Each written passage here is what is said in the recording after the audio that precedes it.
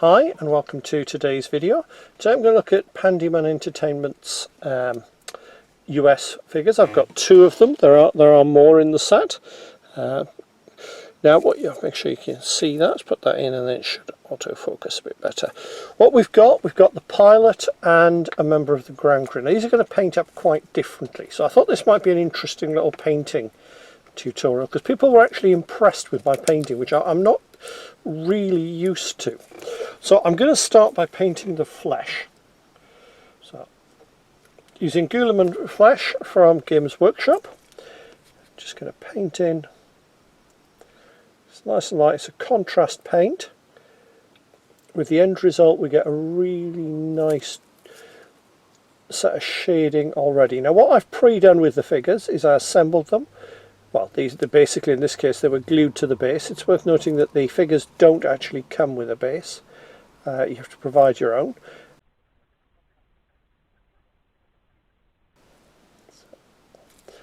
The figures are going to paint up slightly differently because one's got the jumpsuit on for the aircrew and this one has got the BDU uniform. Now, one trick I do find that's really useful is to have your mobile phone handy. I do consider sometimes using it as an extra camera, but what I've thought is with this it'll make more sense to actually show you what I tend to do. So what I've done, I've got a picture of woodland camo so that I actually have got a nice little reference to look at to put the colours in. So what we're going to do is I'm going to try for the aircrew Soviet body armour by Warlord. So I'm using different techniques, nothing wrong with doing that. As long as the end result looks right, I don't think anyone's going to worry too much about it.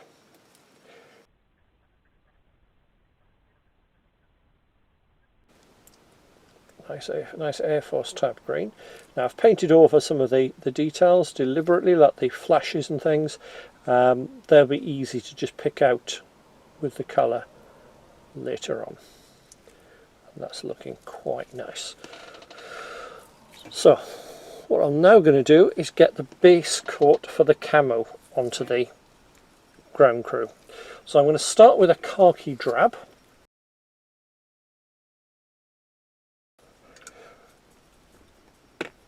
You notice I'm using paints by different manufacturers. I don't have any problem with that, and I think sometimes you just pick the one that is closest to what you want, or to be brutally honest, sometimes that which is cheapest.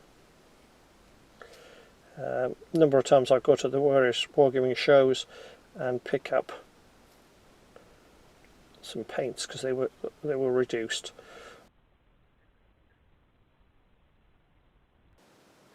Now, considering he's not got anything particularly that jumps out, to say American, this could be quite a useful figure. You could use it for no end of different nationalities. Could even use it in something like 7TV as technicians and things. It was nice to have options when you have figures.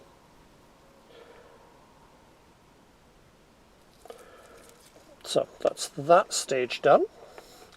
So while we're waiting for that to dry, let's go back to our other figure. And this is one of the little tricks that you can come up with, is to keep alternating between your figures. It gives the paint time to dry. So I'm going to use now a bit of contrast Talisar blue to give the pilot a little bit of a splash of colour.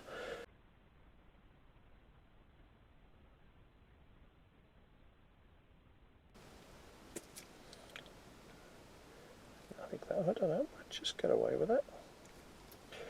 Again, when you look at it, look at the proportions, because that's something where we often go wrong when we're painting up camo, is we don't consider that it's not just the colours and the shapes, it's the proportion of those colours.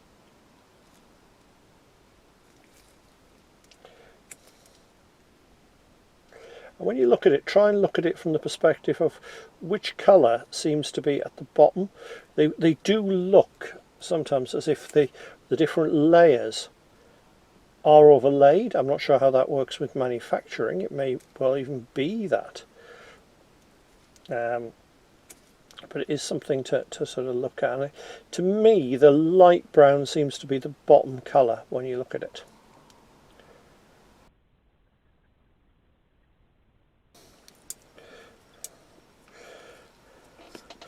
So what we're going to do now is add another colour. Let's have a look. I need to let that dry a little on the uniform. So I think what I'm going to do next, I'm going to do the hair. And let's have a look. What colour should I use for the hair? Agros Dunes. I'll try that one, I think. A little bit too much on there. It's spread a little. Okay, I can live with that. This is all about speed painting. If you make a mistake, don't worry about it. Come back to it. You can always touch up any mistakes fairly easily afterwards.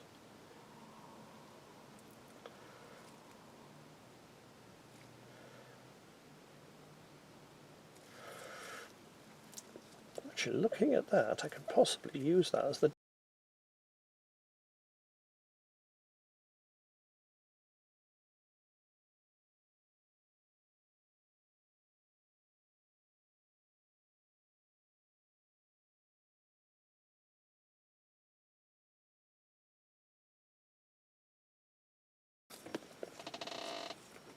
okay, that's that done. So we've got a brown to add in now, if we go back to our pattern as to what they look like for the uniform. So what should we use? Let's find a nice brown.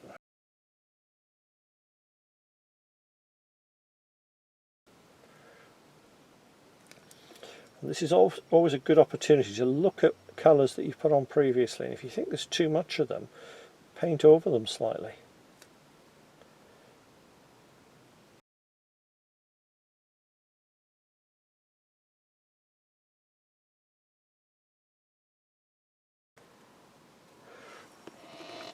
That's doing nicely.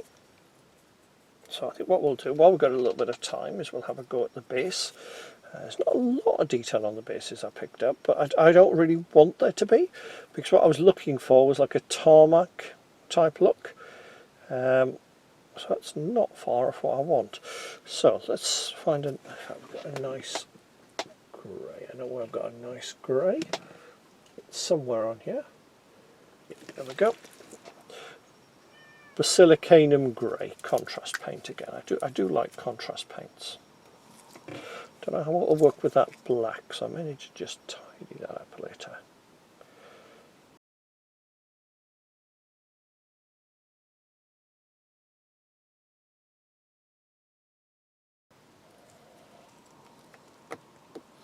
That's going to have to dry before I do much more with that. So while that's drying, let's go back to the faces on both the figures and the hands. So what I'm going to do now is I'm going to go on to using Cadian Flesh Tone, standard Games Workshop paint. That man's starting to harden up a bit there. I'm not going to dry brush it, I'm just going to paint it on. Some people prefer to dry brush this, but I just want to get that little bit of get the highlighted areas.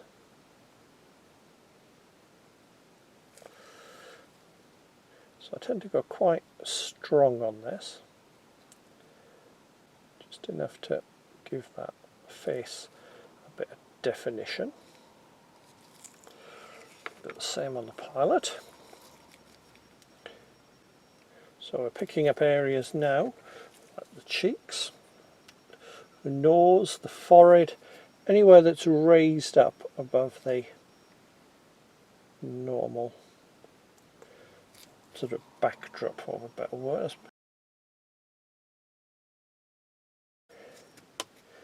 Okay, so we've got name tags on some of these. Now these are not going to be easy to fill in, particularly since they're in black. So rather than using the black I've been using there, which is the contrast, which is going to run a bit more, I want a solid black now. There we go, let's have fun. Let's go. That's how long I've been painting. still usable.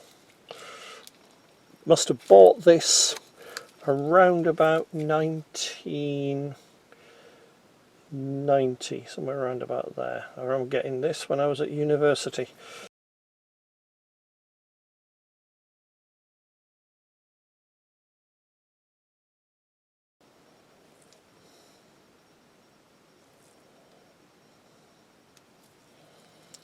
Okay, now that's looking good. Let's do a green wash. Let's get a bit of a wash now. Can go for the standard things like the Agrax Earthshade or Athonian Camo. I think we'll just use that. You can water these down yourself as well, that's always an option.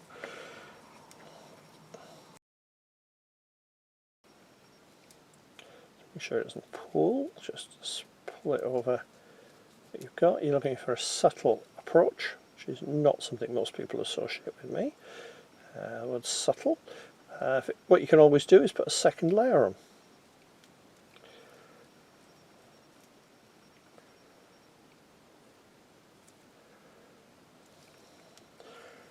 There we go, that's got a nice effect there. So what we're going to do now is go back to the hands and faces, because that's plenty of time to dry now. And let's have a look. Where are we? Find the right paint. So now what we're going to switch to is Kislev Flash. And we're going to do very much what we just did previously. We're just going to go for a nice light addition. So again, just pick out highlighted parts of what you've already highlighted.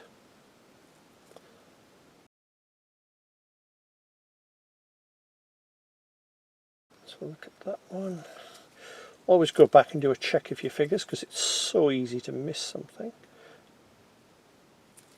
Just a little bit of a touch up there.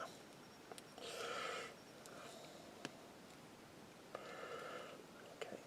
Look at that uniform, it doesn't quite have the light colour in it. So I think I'm going to go back and add a little colour to that. Let's have a look.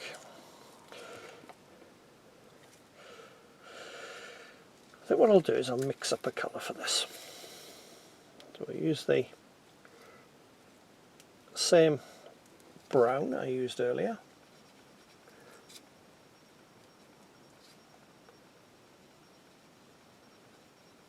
I now want it to be lighter. Now I try not to add white when I'm doing this, because what I tend to find is when you add white to something like this, it tends to go a bit chalky, for want of a better description. So let's have a look. I'll leave that in a minute, so I'll save that to one side. Here we go. I'm actually going to try, I've not tried this one, Underhive Ash. Now it's a dry brush paint, but we can water it and mix it to get the sort of colour we want.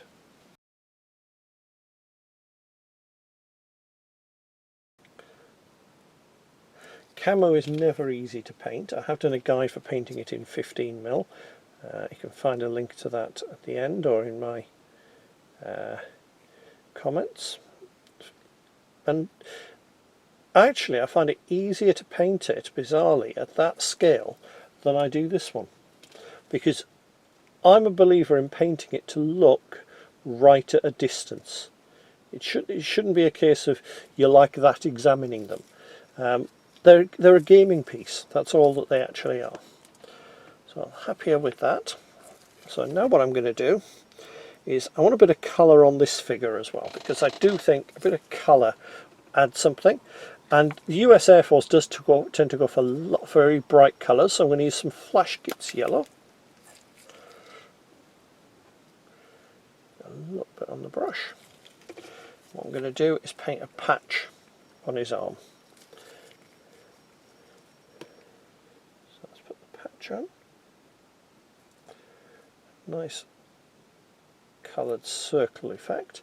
And what we'll do is we'll then later on, once that's dried, we'll put another colour onto there. But now what I'm going to do is go back to the hands and faces yet again, and I've got Elder Flesh. Now it is a dry brush paint. I don't tend to use it as a dry brush paint. I tend to just get a bit on the brush and use it as like a final edge highlight on the flesh.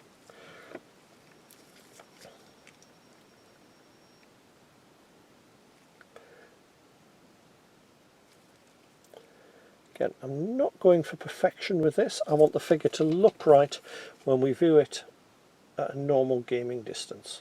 I'm no master painter. I just believe in getting a nice effect. If people do like my painting, that's always a shock.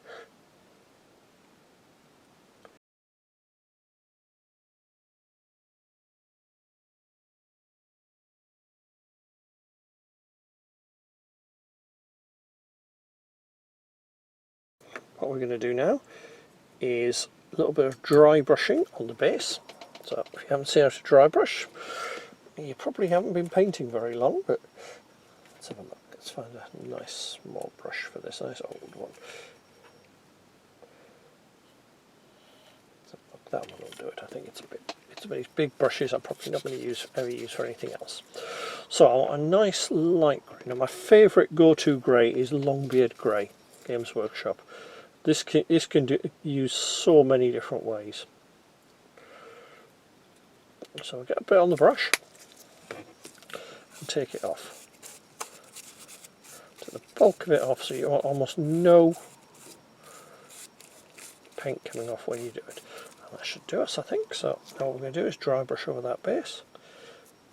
Probably a little bit much actually on there, but it's going to help define the base as opposed to the boots, so I can live with that. So just literally drag it over and it leaves that little bit on the edge, brings out any texture.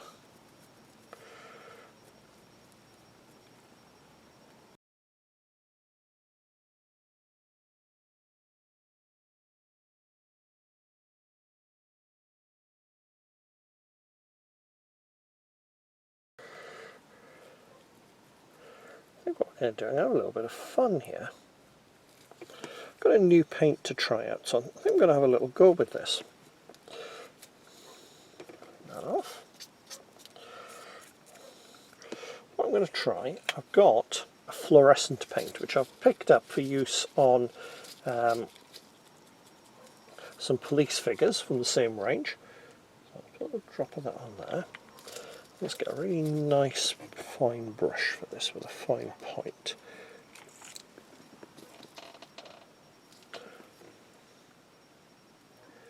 All in the name of just making it look a little bit different. I'm actually going to draw a fluorescent line along the floor. A nice line, and then what I'm going to do is just to add to that, I'm going to put a bit of hash marking in, just that we've got something a bit different. It's not such a plain base then.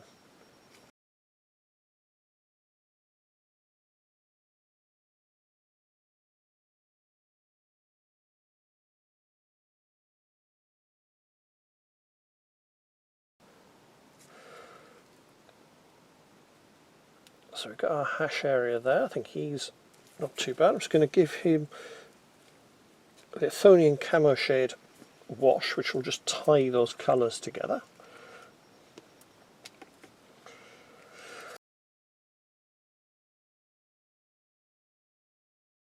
And I'm happy with that. So all I'm going to do now is I'm going to paint the edges of the bases, and I'm going to call that done. Because that is something to consider, is when do you stop painting? It's way too easy to keep painting and keep painting and keep adding detail.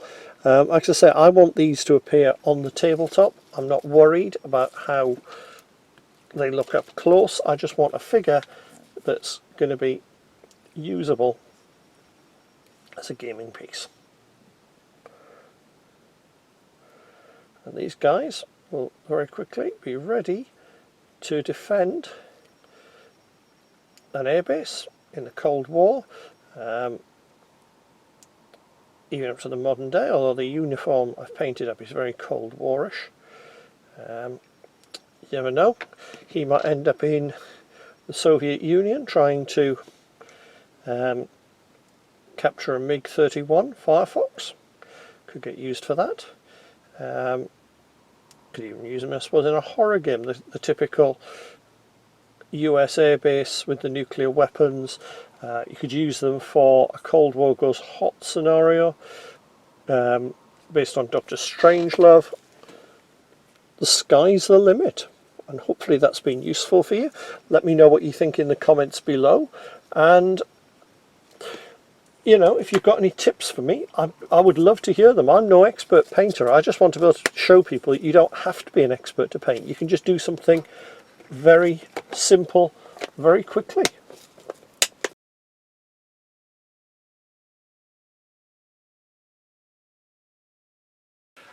Hopefully you've enjoyed the video. If you have, please click on the like button below so that I know what people like and I know what to make more of. Alternatively, if you've enjoyed it and think you'd like to see more, please click on the subscribe button. That way you get notified by YouTube whenever I bring out a new video. And you never know, there might be something in there that you hadn't considered, because I do cover a variety of things on the channel. And finally, if you have a little bit of cash going, I now have a Patreon account.